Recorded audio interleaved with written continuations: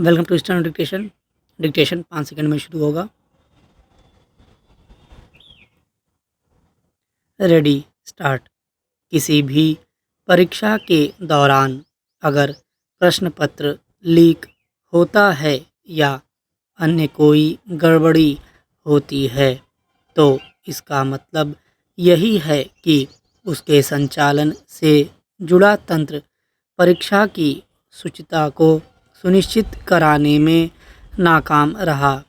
हाल ही में प्रश्न पत्र लीक होने के बाद नीट यूजी परीक्षा को जिस तरह रद्द किया गया उससे साफ है कि पहले हुई ऐसी कई घटनाओं के बावजूद आयोजन में हर हाल में शुचिता तय करने को लेकर राष्ट्रीय परीक्षा जांच एजेंसी यानी एनटीए ने जरूरी सबक नहीं सीखा। नतीजतन नीट की परीक्षा के प्रश्न पत्र फिर अवैध रूप से बाहर हुए और ऊंची कीमतों पर बेचे गए। विडंबना यह है कि इस भ्रष्ट लेन देन और इसके जरिए परीक्षा में कामयाब होने की कोशिश करने वाले कुछ लोगों की करतूतों का खामियाजा करीब 22 लाख उन विद्यार्थियों को उठाना पड़ा जिन्होंने ईमानदारी से अपनी मेहनत के बूते परीक्षा दी थी। ऐसे विद्यार्थियों और उनके अभिभावकों की पीड़ा प्रश्न पत्र लीक करने और उसका फ़ायदा उठाने वाले गिरोहों की हरकत के खुलासे से उपजे शोर में दबकर रह गई।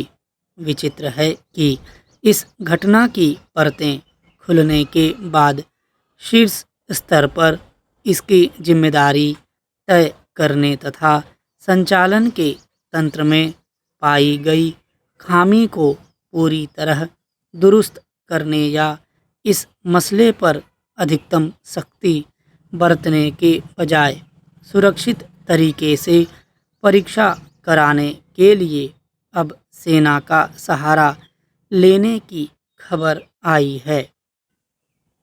यानी एक तरह से यह स्वीकार कर लिया गया है कि सरकार का मौजूदा तंत्र इस परीक्षा का स्वच्छ तरीके से संचालन कर पाने में सक्षम नहीं है और इसीलिए सेना के सहारे नीट यूजी परीक्षा की शुचिता सुनिश्चित करने की कोशिश की जाएगी। गौरतलब है कि नीट परीक्षा का प्रश्न पत्र लीक होने से जुड़े मामले में पूरी प्रक्रिया की समीक्षा के लिए हुई बैठक प्रश्न पत्र तैयार करने और उनकी छपाई से लेकर परिवहन, सुरक्षा और परीक्षा केंद्र तक उनकी पहुंच सुनिश्चित करने के सभी पहलुओं पर विचार किया गया। इसके बाद अब 21 जून को दोबारा होने वाली नीट परीक्षा में प्रश्न पत्रों को परीक्षा केंद्र तक पहुंचाने के लिए वायुसेना की मदद लेने पर सहमति बनी।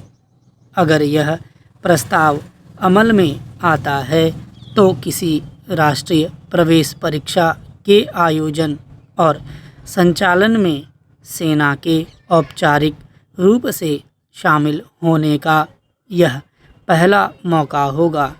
सवाल है कि इससे पहले नीट या अन्य परीक्षाओं में हुई गड़बड़ियों का उदाहरण सामने होने के बावजूद यह स्थिति आखिर क्यों पैदा हुई कि सरकार को परीक्षा के स्वच्छ संचालन के लिए अपने तंत्र और पुलिस पर भरोसा नहीं रहा।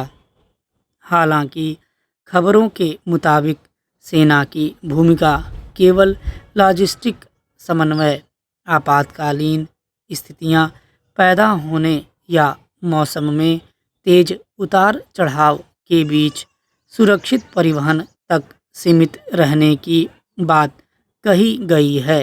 और परीक्षा की निगरानी सेना से नहीं कराई जाएगी, मगर यह देखने की बात होगी कि सेना की मदद का दायरा क्या होता है।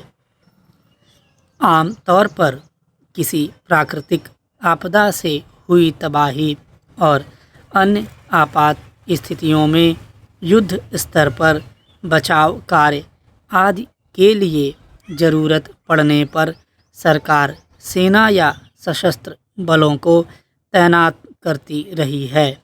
यह एक अफसोसनाक स्थिति है कि आज के दौर में परीक्षाओं के संचालन के मामले में पहले के मुकाबले बेहतर संसाधनों, हर स्तर पर निगरानी की तकनीकी सुविधा और व्यापक डिजिटल तंत्र के बावजूद प्रश्न पत्र लीक होने की घटनाएं हो रही हैं और इसे रोकने के लिए सरकार के सामने सेना की मदद लेने की नौबत है।